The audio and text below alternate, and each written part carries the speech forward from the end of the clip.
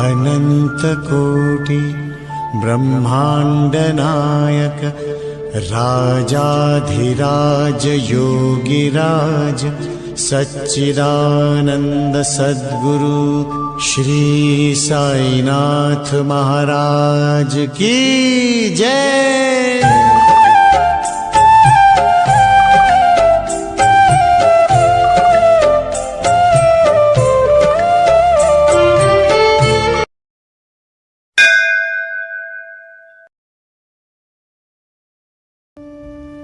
ओम साई राम। सभी साईं भक्तों को तो स्वागत है आपका साईंसदार चैनल पे। मैं साईं अनु आप सभी का तहे दिल से स्वागत करती हूँ और आपसे कहना चाहती हूँ कि अगर आप मेरे चैनल पे नए हो तो प्लीज चैनल को सब्सक्राइब करें, लाइक करें और कमेंट करके जरूर बताएं कि आपको मेरी वीडियोस, मेरे बाबा के दर्शन कैसे लगते हैं। और अगर आपके मन में कोई भी डाउट है तो आप मुझसे क्लियर कर सकते हो 9878246338 पर आप मुझे मैसेज कर सकते हो। और मैं यही कहूंगी कि बाबा जो आपके दर्शन करता है, जो आपकी बातें सुनता है, सभी की विशेष पूरी करो। रोज आपके लिए दुआ करती हूँ बाबा से। तो जैसा कि पिछली वीडियो में मैंने आपको बाबा के दर्शन कराए और प्रीति जी का एक्सपीरियंस जो हम सबके सामने आया, बहुत ही अच्छा एक्सपीरियंस। बाबा ऐसे अपने भक्तों के साथ हमेशा साथ रहते हैं, तो ऐसे ही बाबा सबका साथ दे, सबकी लाइफ में खुशियां आए, बाबा रहें। और जैसे कि बाबा के जो हम जैसे किसी को मोटिवेट कर पाते हैं तो ये हमारे अंदर बाबा और भरते जाएं ताकि हम खुद से ज्यादा लोगों को मोटिवेट कर सके। किसी को अच्छे रास्ते पर अगर हम ले आए तो वो बहुत बड़ी बात होती है। तो जैसा कि आज का वीडियो जो है वो बहुत दिनों से सब लोग मुझसे पूछ रहे थे कि मुझे बाबा कैसे मिले, बाबा पर मेरी श्रद्धा कैसे हुई, कब से बाबा को मैं जानती हूँ, कब से बाबा से मैं जुड़ी हुई हूँ। तो आज मैं आपसे ये शेयर करूंगी कि कैसे मुझे बाबा मिले और कब मुझे बाबा मिले और कैसे कैसे मेरे बाबा पर जो विश्वास है मेरा वो दृढ़ होता गया, बढ़ता गया और कैसे कैसे बाबा से मुझे इतना ज्यादा प्यार हो गया। तो बात है ये 2007 की, 2007 जब मुझे बाबा मिले। तो हमारे घर में ऐसा था कि कोई बाबा को नहीं जानता था। हम लोग नहीं जानते थे कि बाबा क्या है, कहाँ है। बस ये जानते थे कि हाँ शिरडी के साईं बाबा, बहुत नाम सुना था, कभी किसी किसी मुंह से नाम सुन लेते थे। तो हुआ ऐसा कि 2007 में मैं बहुत छोटी थी, 6th स्टैंडर्ड में पढ़ती थी। तो उस टाइम मतलब जब स्कूल में हमारे बाल सभा होती थी शनिवार को, तो वहाँ पे मुझे बोलते थे कि कोई सॉन्ग गाओ। तो ऑटोमेटिकली मेरे मुंह से ना कभी सॉन्ग नहीं निकलता था। वो मेरे मुंह से एक बाबा का भजन था, तारीफ तेरी निकली है दिल से, आई है लब पे बनके कवाली, शिरडी वाले साईं बाबा आया है तेरे दर पे। इतनी सी लाइन में सिर्फ गाती होती थी उस बाल सभा में। और जितने भी मेरे टीचर्स होते थे, स्टूडेंट्स होते थे, मेरे क्लासमेट्स होते थे, सभी बहुत खुश होते थे।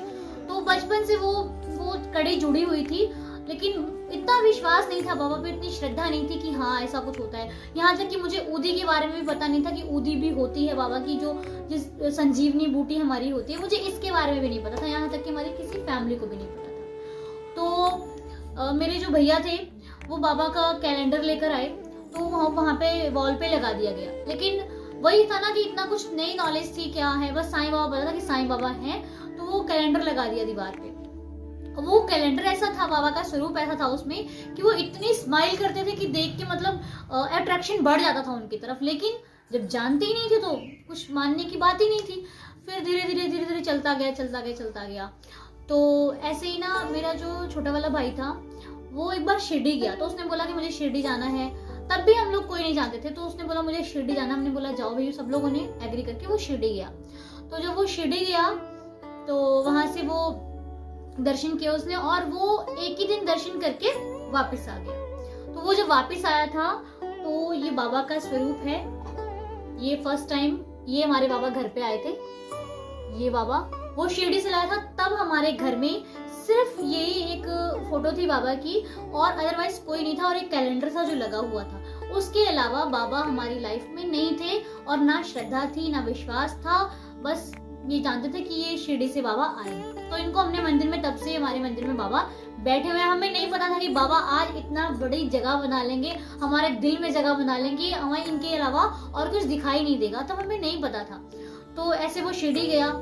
तो फिर यहाँ पे हमारी गली में एक भैया आते थे वो अगरबत्ती धूप बत्ती देते थे। तो उनसे भी हमें पता लगा, वो बताने लग गए कि शिरडी साईं बाबा हैं, बहुत ही चमत्कार होते हैं। तो उनसे, उनके मुंह से भी सुना कि हाँ भाई ऐसा ऐसा होता है। तो वो बताने लगे कि ऐसा ऐसा आप मान के देखो, यहाँ पे मंदिर है लुधियाना में, साईं धाम हावड़ा रोड पे, तो आप वहां जाओ।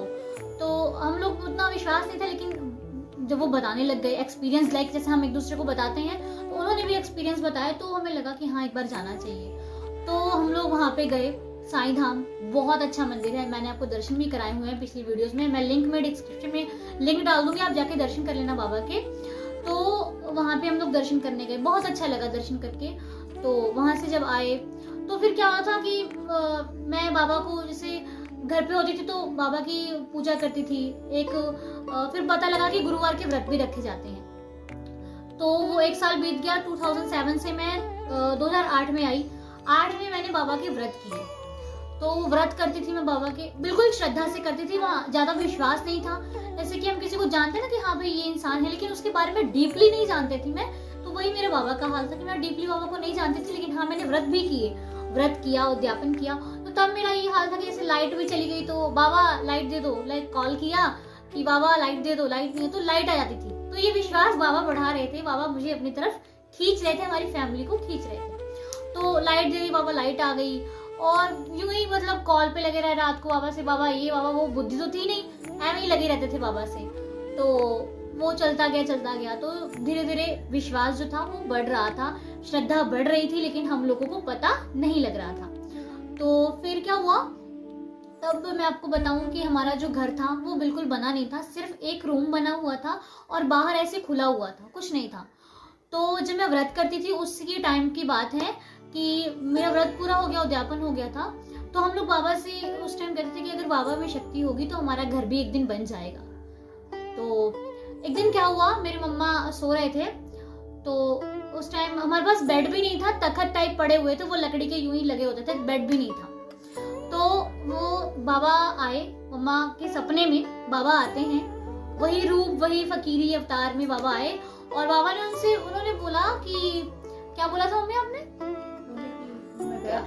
हाँ, तो इनको उन्होंने बोला कि मैं बैठ जाऊं बेड पे जो पड़ा हुआ था। तो इन्होंने बोला हाँ बाबा बैठो, हमारे पास तो यही है, अभी हमारे पास इससे ज्यादा नहीं है, हम आपको इसी में बैठा सकते हैं। तो वो बैठे और उन्होंने आशीर्वाद भी दिया कि आपका घर बहुत जल्दी बनेगा, बहुत अच्छे से बनेगा और बहुत जल्दी सब कुछ होगा। तो ये सपना, वो जब सुबह उठे तो उन्होंने सबको बताया कि ऐसा ऐसा हुआ था, बाबा सपने में आए थे। तो 2008 की बात है, जब हमारी श्रद्धा नहीं थी तब बाबा हमारे पास आए थे, लेकिन वही बात है ना कि धीरे धीरे वो बढ़ाना चाहते थे इस चीज को। तो 2008 में आए और सपने में आए, बाबा ने दर्शन भी दिए। और उस समय क्या होता था कि जैसे हम लोग कहीं पे खड़े हैं तो दीवार पे एक प्रतिमा सी दिखती थी मुझे बाबा की, कि हम लोग बोलते थे मम्मा ये देखो बाबा, मम्मी बोलते थे कि बाबा दिख रहे देखो, तो बाबा उसमें बन जाते थे, ये हमें कहीं भी दिख जाते थे बाबा यहाँ पे। और मैं आपसे बताऊं कि मेरे साथ अभी भी ऐसा होता है, 2007 से होता चला आ रहा है कि मैं जहां भी जाती हूँ ऐसा हो नहीं सकता कि वहां पे मुझे बाबा नहीं मिले। बाबा मूर्ति अवतार में मिले, बाबा फोटो में मिले, बाबा पोस्टर में मिले, बाबा को कोई किसी ने स्टिकर लगा रखा हो, मुझे बाबा मिलते हैं। यहाँ तक कि जब हम अपना प्लॉट देखने गए थे तो वहां पे जब वो उसके घर पे गए डीलर के, तो वहां पे भी बाबा बैठे हुए थे। तो जहाँ पे बाबा ने हमें प्लॉट दिलवाया है, अब वहां पर भी बाबा विराजमान है और उस जगह का नाम है साईं धाम। तो बहुत लकी हूँ मैं जो बाबा मुझे इतना करीब लेते हैं। बाबा, हम जितने भी साईं डिवोटीज हैं बहुत लकी हैं। तो 2008 में बाबा ने दर्शन दिए और 2009 में ही घर खड़ा हो गया, बहुत अच्छा, लेंटर भी पड़ गया, आगे से घर भी बन गया, 2-4 रूम बन गए। तो बाबा ने आए, बाबा ने बताया कि ऐसा ऐसा होगा और वाकई वो हो गया। तो तब से श्रद्धा और बढ़ गई, बाबा के करीब हम लोग और चले गए। लेकिन ना हमारे पास बाबा की मूर्ति थी, ना बाबा का फोटो स्वरूप था, कुछ भी नहीं था हमारे पास, सिर्फ यही एक फोटो स्वरूप था जो हमने मंदिर में रखा हुआ था।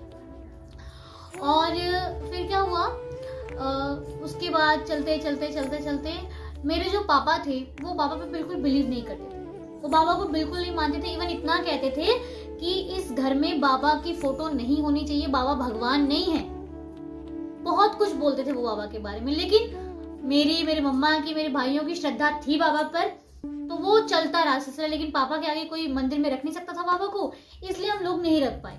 मंदिर जाते थे, साईं धाम जाते थे, लेकिन बाबा को अपने दिल में तो थे हमारे बाबा, लेकिन मंदिर में हम लोग नहीं रख पाते थे क्योंकि घर पे बहुत कलेश होता था कि बाबा नहीं, बाबा नहीं, बाबा नहीं। तो फिर क्या हुआ, ऐसे ही वो चलता रहा। फिर एक दिन बाबा को कहते हैं ना, बाबा अपने भक्त को खींच लेते हैं, वो जिस तरीके से खींचते हैं वो किसी को पता ही नहीं चलता। ऐसे एक दिन था, तो हम जब साईं धाम जाने लगे तो हमें पता लगा कि एक ऊदी होती है जिसको लगाकर बहुत सारे कष्ट दूर हो जाते हैं। तो वहाँ पे ऊदी हम लोगों को मंदिर से वहाँ पे उन्होंने दी अंकल ने, तो फिर वो ऊदी हम लोग घर पे रखने लगे। शिरडी की तो नहीं थी, लेकिन वो ऐसे ऊदी वहाँ से वो हम लोगों ने घर पर रखी। तो वो ऊदी तब हमारे पास इतना नॉलेज नहीं थी, तो वैसे ऊदी वो खिड़की पे रखी हुई थी। तो ऐसा हुआ कि सुबह 3 बजे के लगभग मेरे पापा को पथरी का दर्द उठा। तो दर्द इतना भयंकर था कि वो उनको समझ में नहीं आ रहा था, वो तुम तड़प से रहे थे, जमीन में लेट रहे थे एकदम से। तो हम लोग घबरा गए। 3 बजे ना हमारे पास कोई ऑटो था, ना हमारे पास कोई व्हीकल था जिससे हम उनको लेकर डॉक्टर के पास जा सके। तो बहुत ज्यादा गंभीर हालत हो गई थी, इतना पथरी का दर्द था कि देख के हम लोगों को डर लग रहा था कि क्या होगा। तो बस भैया उस टाइम हम लोगों को, मम्मी को मेरे के याद आया, ये बोलते हैं कि बाबा की ऊदी रखी होती है, कहते हैं ऊदी लगा के सब कुछ ठीक हो जाता है। तो लाइक हम लोग उस टाइम बाबा की जैसे परीक्षा नहीं होती वो हमने ली थी। तो वहां पर ऊदी रखी थी, मैं फटाफट गई। तो मैंने कहा बाबा आप, इतनी बड़ी सी वो एक पाउच था उसमें ऊदी देते थे। तो मैंने बोला भाई बाबा आपने सबके दूर करते हो, हमने बहुत सुना है, लेकिन आज हमारी दिक्कत पड़ी है, अगर आज ये ठीक हो जाता है तो बाबा हमारी श्रद्धा आपके लिए और बढ़ जाएगी। तो वो ऊदी उठा के लाई और मेरे पापा लेटे हुए थे, तो इतनी सी ऊदी जहां पर उनके पथरी का दर्द था हमने वहां पर उसको लगा दिया। आप यकीन नहीं करोगे, 5 मिनट भी नहीं लगे वो दर्द खत्म हो गया। उनको खुद विश्वास नहीं हुआ कि ये दर्द खत्म कैसे हुआ, जबकि वही दर्द 2 साल पहले भी उठा था, तो बिना इंजेक्शन के वो ठीक नहीं हुआ था। और लगातार 2 साल उनको बहुत परेशान किया उसने, फिर वही दर्द उठा। और वो दिन था जब हमने ऊदी लगाई थी, आज तक पथरी का दर्द नहीं उठा, आज तक हम लोगों ने वो दर्द सुना ही नहीं। सिर्फ वो इतनी सी ऊदी, तो कैसे नहीं विश्वास होता। तब से मेरे पापा को विश्वास हुआ और आज वो इतना बाबा को मानते हैं कि हम लोगों को कई बार बोलना पड़ता है कि यार अभी रख दो, अभी खाना खा लो, फिर बाबा दोबारा पाठ कर लेना, या फिर खाना खा लो फिर ये कर लेना। तो ये बाबा खींच लेते हैं अपने भक्त को। तो ऐसे ही बाबा ने मुझे उस टाइम पे, तब हम लोग क्या हुआ, फिर हम लोग शिरडी नहीं जा पाए। फिर थोड़े थोड़े दिन बीते, 1 साल बीता। उसके बाद क्या हुआ, शिरडी के बारे में ज्यादा कुछ नॉलेज नहीं थी, तो यहीं पे साईं धाम हम लोग जाते आते रहते थे। तो एक दिन क्या हुआ, मम्मा मेरे टीवी देख रहे थे, तो टीवी में मूवी आ रही थी शिरडी के साईं बाबा। तो मूवी चल रही थी, हम लोग देखते मैंने बताया मम्मी ऐसे ऐसे बाबा है, ये वो होता है, बाबा ऐसा करते, बाबा वैसा करते हैं। तो मूवी चल रही थी, तो मम्मी का मेरे देखते देखते मूड बना, हम लोग भी शिरडी चलते हैं। तो उसमें वो सॉन्ग है ना, उसमें साईं बाबा बोलो, डगमग जगिए डोल रहा है, आसन से ना डोलो, तो वो सॉन्ग चल रहा था। तो उसमें विचार बन गया कि नहीं हम लोग शिरडी जाएंगे। तो मतलब हुआ कि नहीं शिरडी जाना है। टिकट्स कैसे होती हैं, कहाँ जाते हैं, कहाँ आते हैं, कहाँ शिरडी में रुकते हैं, हम लोगों को कुछ नहीं पता था। तो वो मूवी के चक्कर में, वो मूवी हमने नहीं देखी, वो हमको बाबा ने दिखाई, और वो बाबा का बुलाने का तरीका था। देखो हमको बाबा ने कैसे बुलाया। तो बाबा को बुलाने का तरीका, बाबा ने मूवी दिखाई, और मूवी के चक्कर में हमारे दिल में श्रद्धा हुई कि नहीं हमें जाना है। फिर भैया सब तैयार हो गए कि चलो अब शिरडी चलते हैं। वो बाबा ने हमको पहली बार शिरडी खींचा था, तो हम लोग शिरडी गए। तो ये हमारे पहले दर्शन थे। और शिरडी जाकर भी, जब मैं शिरडी गई तो मेरे मन में ऐसा कुछ हुआ। शिरडी जब मैं गई तो रास्ते में सब लोग बोलने लगे कि आज शनिवार है, आज शनि शिंगणापुर चलना, बेटा आज शनि शिंगणापुर चले जाना। एक अंकल थे सामने, उन्होंने बोला कि बाबा के, तो मेरे मन में डर क्या था कि यार मैंने सुना है कि शिरडी में बहुत भीड़ लगती है, और भीड़ में जाना, अरे नहीं भीड़ में नहीं जाएंगे, तो मैंने कहा कल चलेंगे। तो मेरे मन, सबके मन में ऐसा नहीं था, मेरी मम्मा पापा भैया हम सब लोग गए, लेकिन मेरे मन में था कि नहीं यार मैं बाबा के पास कल चले जाएंगे, आज शनि शिंगणापुर चलते हैं। तो वहां से जब हम कोपरगांव उतरे तो मैंने सबको यही बोला, नहीं हम शिंगणापुर चलेंगे। लेकिन मुझे क्या पता था कि मेरे बाबा को गुस्सा आ रहा है, और मुझे पता नहीं लग रहा, वो मारेंगे मेरे को, जरूर दंड देंगे, लेकिन मुझे नहीं पता था।